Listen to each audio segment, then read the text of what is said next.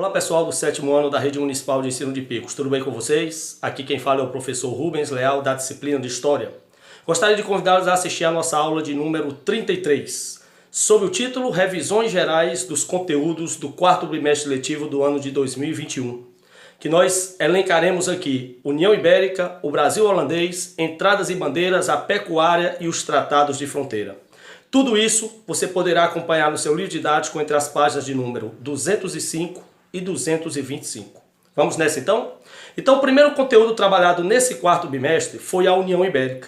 O período compreendido entre 1580 e 1640, que Portugal e todas as suas colônias, incluindo o Brasil, foram conquistadas e anexadas por Filipe II, rei da Espanha.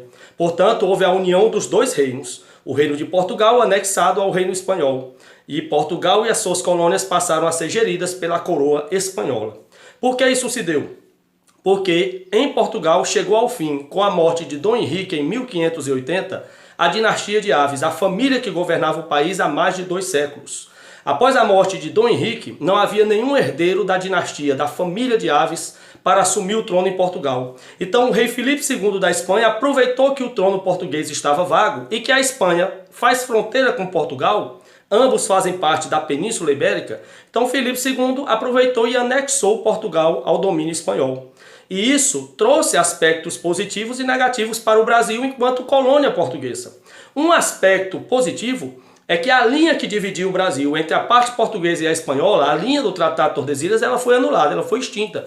E o Brasil expandiu suas áreas territoriais. O ponto negativo é que durante a União Ibérica, entre 1580 e 1640, o Brasil sofreu 3 invasões. A primeira delas foi a invasão francesa ao Maranhão em 1612, onde eles fundaram o Forte de São Luís, que deu origem à capital maranhense, e a Companhia de Comércio da França Equinocial. Foram expulsos 3 anos depois, em 1615.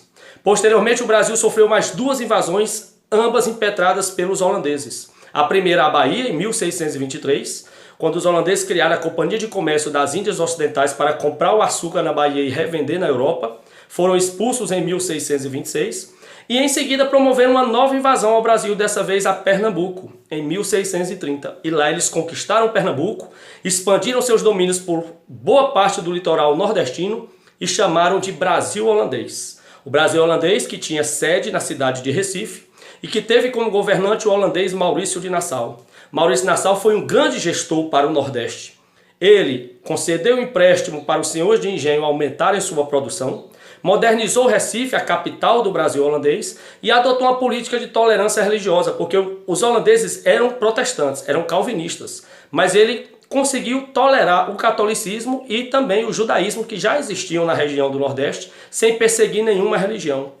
Em 1644, Maurício de Nassau foi demitido pela coroa holandesa e isso gerou uma revolta popular no Brasil holandês porque o povo gostava muito do Maurício de Nassau. Começou então em 1644 a insurreição pernambucana, quando a população resolveu expulsar os holandeses aqui do Nordeste.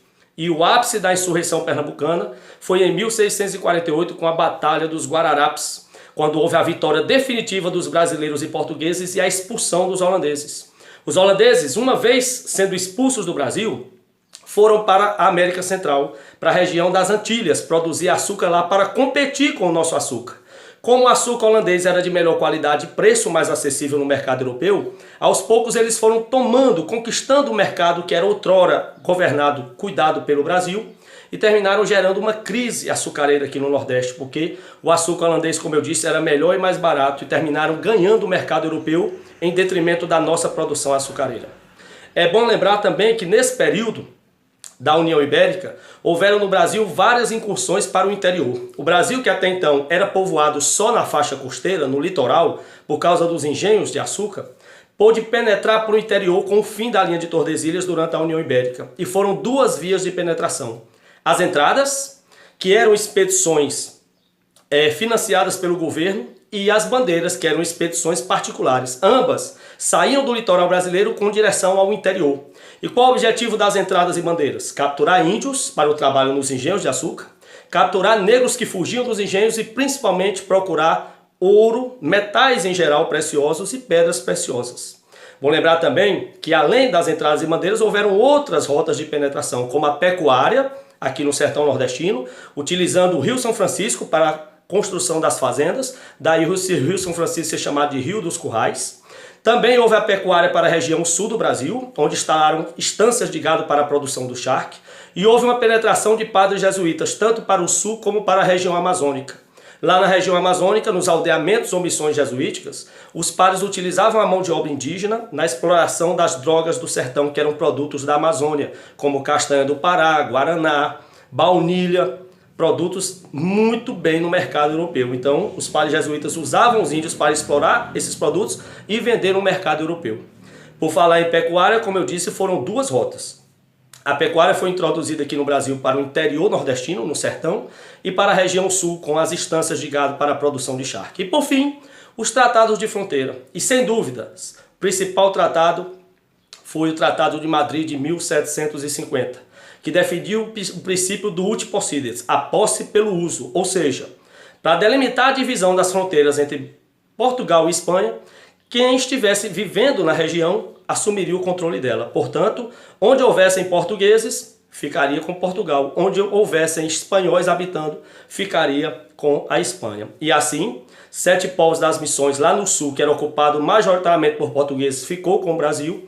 E Sacramento, que era majoritariamente ocupada por espanhóis, ficou com a Espanha e aí se dividiu.